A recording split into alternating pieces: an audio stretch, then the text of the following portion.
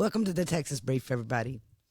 And we've been talking about the border and everything that's been going on at the border. Well, the state of Texas has had plenty, and I am talking plenty of information about what's going on at the border. And one of the things that we have talked about, James and I, over 240 episodes, we've talked about it at least 20 times. The Colony Ridge compound. Yeah, compound. That's going on over here. And it's in East Texas. It's probably 100 miles from us, if that. Yeah, if that. Yeah, we've talked about how we haven't indirectly, or directly, been down there in the middle of it and seen it for ourselves. But our highways, our stores, our places of employment, these things, we're starting to see that bleed over into our county too, man. Yes, and I can remember, I think in 22, where Cleveland had a something on their ballot. A tax bond. That's what it was, on their ballot, and they shot that down so fast because that's what that was for school, for Colony Ridge people to go to school, the kids, the children. Right. To go to school there, for them to upgrade. See, and that's the whole thing about that, was they colonized themselves over there and then wanted to sit there and run off of Cleveland's resources, man. Yes, and Cleveland is small. It's not huge city. Yeah, it's not Cleveland, Ohio. No. It's a small East Texas town. But Marissa, who I follow on X. Marissa Hanson. Yeah, Marissa Hanson. And we've gotten a lot of information, and we do want to hat tip her and Sarah Fields and Texas Scorecard. They have been on top of the information that we bring to you about Colony Ridge. But Marissa, on the 21st, the day after President Trump gets elected, she says, now that the adults are back in charge, she tags at Real Tom Homan. This is Colony Ridge. It's the size of Manhattan and has become a haven for illegals and trafficking. So this is what we want in Texas. We want you to pay attention to Colony Ridge. And we want our governor. Speak loud about it. And we want our Governor Abbott to pay attention to Colony Ridge.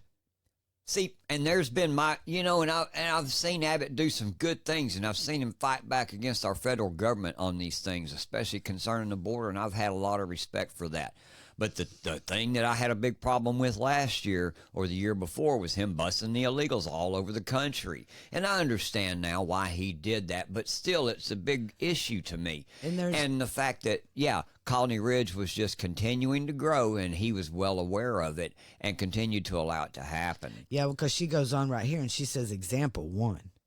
Abbott has allowed Colony Ridge to thrive in Texas and has looked the other way for years since reporters have exposed this settlement, homing 50,000 plus illegals alongside several large drug busts. And then she goes on to say down here something that you just brought up.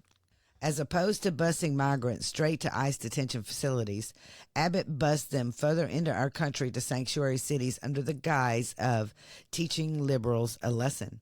Remember when we first started this conversation and this debate about the buses? Yeah. And how you were on the side of, hey, this is not good. We should not be doing this. That's exactly correct. And think about this, what Tom Homan say about this. Tom said, and President Trump also said, if you are caught harboring or aiding or abetting illegal immigrants, then you're in just as much trouble. And in my eyes, and even still, what Abbott did, although it turned out, I guess the ends in that justified the means. Yes. Because in the end, it did change the political landscape, and it did take the problem that we were having right here in Texas, and it showed everybody else, hey, this is real world, it brought man. it to their front door. Exactly. It really did. But all legally, these sanctuary cities and everything like that. But there are a lot of people that think that this is his objective, was more about changing our country's political landscape for the upcoming 2030 New World Economic Forum. Uh-huh. deal that's going yeah. on. So I've been So back and it's- forth with Abbott now for years, and you know what I mean. There's been some good things that he's done, but I wish he would get away from this strategy right here. And this very reason is why we doubt him. I mean, because like Yeah. you say, I mean, it did change the political landscape, and she's right. It did change it. It changed the whole political landscape because it showed people, hey, this is what a border state goes through every single day. This became the number one issue, man. Mm-hmm. This really did. It became the number one issue.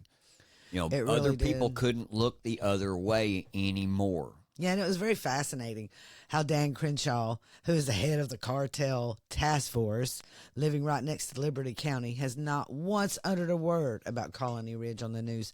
Not Chip Roy, not any of Tony Gonzalez. Nope.